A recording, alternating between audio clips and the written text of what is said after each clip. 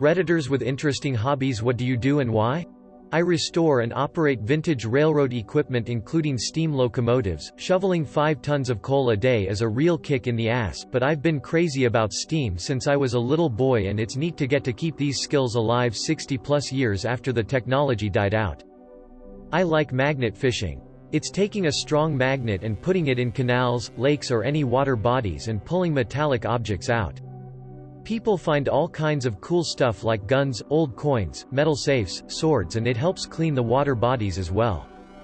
High school teacher and musician. I built a little project studio a few years ago in my basement. I've now helped a few young rock and roll bands get demos recorded to get them gigs. Some of the players have been astounding, all have been appreciative, and it is a great way to see what kids are up to outside of school. Turns out I really like producing music that isn't mine. I grow carnivorous plants. They are super interesting, and they get rid of flies. I build stone walls on my property here in Vermont. Weekends are spent walking deep into the forest which surrounds me and search for rocks to pry out of the earth. I try to find the largest which I can safely carry and give them a bear hug and carry them back to the wall in process. There's something incredibly satisfying building with stone, no mortar, and finding that perfect fit as though that rock has been waiting for thousands of years for this purpose. Sometimes the fit is so good that I start back in amazement and look around as though to ask, "Did you see that? Thanks op." This reads like a massive set of interesting mini amas. I make Rube Goldberg machines for fun and post them on YouTube.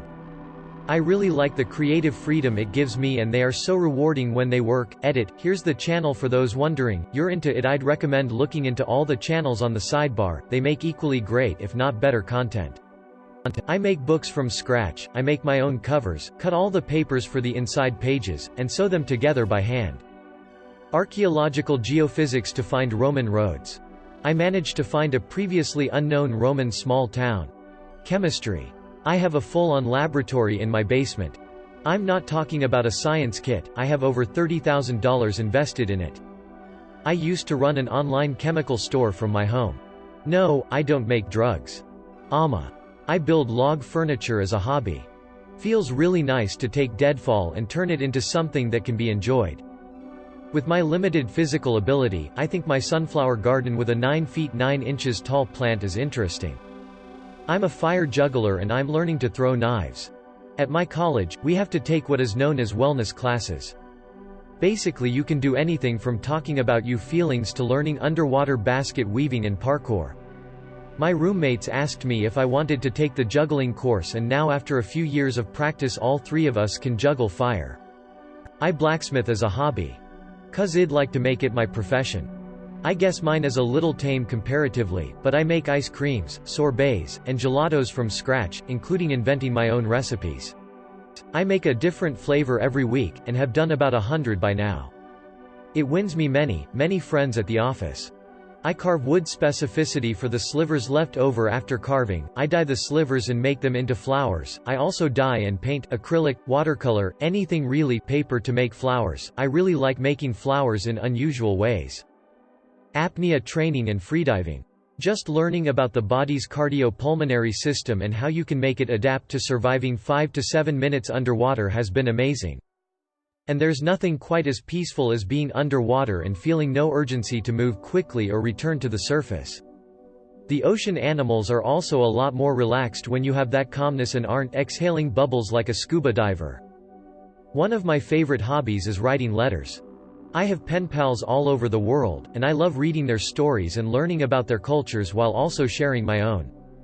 It's a great way to get to know about places you may either not have known about before, or had some misconceptions about thanks to the media. I love slowing down to concentrate on a person and respond to their letter, making my own envelopes and decorating them, choosing pieces to go into them with the stationery, and hopefully giving them something to smile about when the letter arrives in their mailbox. It's a lot of fun, and it can be very rewarding too. Dirt and #X200B, I like making compost for my garden. It's endlessly fascinating to watch plant matter decay over months and years, and there's endless combinations and methods. Also growing plants for carbon sequestration, since that is a hot topic lately. Beekeeping. It's fascinating to learn more and more about the complex life the bees have. Also, it is incredibly rewarding to eat honey that was made by your bees with the flowers and trees in your own garden. Edit typo. I'm a male knitter. I took it up in honor of a very good friend who died suddenly on the eve of her 31st birthday because of an aortic aneurysm. She would spend all year knitting scarves and hats for the homeless and needy to give out at Christmas. I inherited all her knitting stuff and kept up the tradition in her honor. I build electric skateboards. Want something that goes 40 miles per hour around town and can do it for 20 to 30 miles? I'm your guy. It takes a lot of research, time, and money, but it's worth it when you ride on your death machine that you made yourself. My little brother farms mealworms and cockroaches, very successfully, sells them for a profit, and feeds them to his geckos. Also, he builds terrariums full of mosses and centipedes, etc. He's gonna have fun reading these replies. Smiley face. I collect high school and college yearbooks. I have over 400 of them, going back to the 1890s. They're a microcosm of an era and a specific location, and are fascinating. I collect currency from different countries that aren't in circulation anymore. If the 10 million Turkish lira comes back, I will be a millionaire in the US. I do cross-stitching and sew my own plushies, amongst other granny-type crafts. My mom taught me to sew when I was young, and now that I have kids I've moved from mostly clothes to making things like stuffed bombs and banthas. Cross-stitching is wonderfully relaxing and tedious all at the same time. Perfect for my temperament. Aviculture, care and keeping of birds. Why? Because it's fun. I enjoy them. And they are sweethearts. Currently have 11 due to breeding. However, I won't be keeping the entire clutch. I am going to hold back one female if the one I think is a girl actually is. She's the only one that's in the mutation I want to breed one of my other birds with, and he is definitely a male. My more unusual hobby is collecting paper maps. I have every state and Canadian province, plus most major cities, and since I'm in Florida I have every city or county in this state. I started this many years ago, and I'm glad I did. I got most of my maps free from either state highway departments or through my AAA membership. Unfortunately anymore most state highway departments quit publishing their own maps, and AAA's selection is very sparse now. But there's nothing like correctly folding a paper map and being able to use them either to study the place or navigate if you do use them. GPS is fine, but I like paper maps better. I sing Gregorian chant. It takes daily practice and much concentration to sing chant stylistically and musically correct with proper intonation, but its beauty and transcendental qualities are rewarding. I just learned that I really enjoy restoring old hand tools. There's a few subs that focus on stuff like this, but those dudes are pretty hardcore and are light years ahead of me.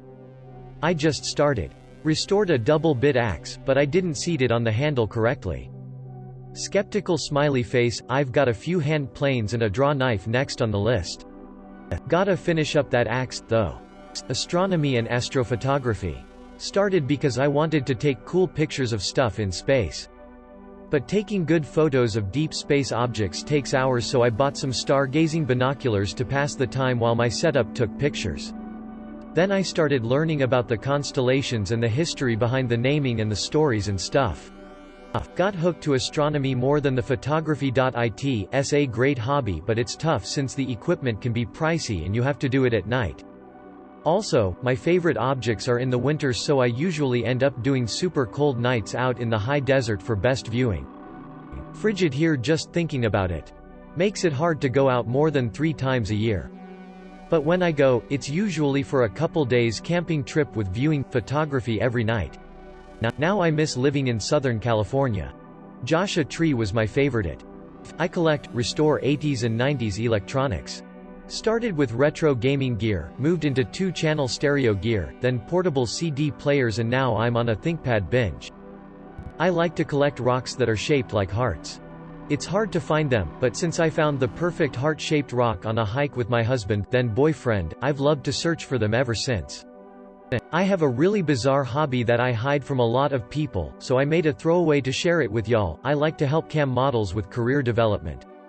I help with the SEO writing of profiles, tutor them in English, and get them custom graphics for profiles, and help them with other things that pop up while working as cam models. When I lived abroad, I befriended a bunch of girls working in the happy fun time tourism industry.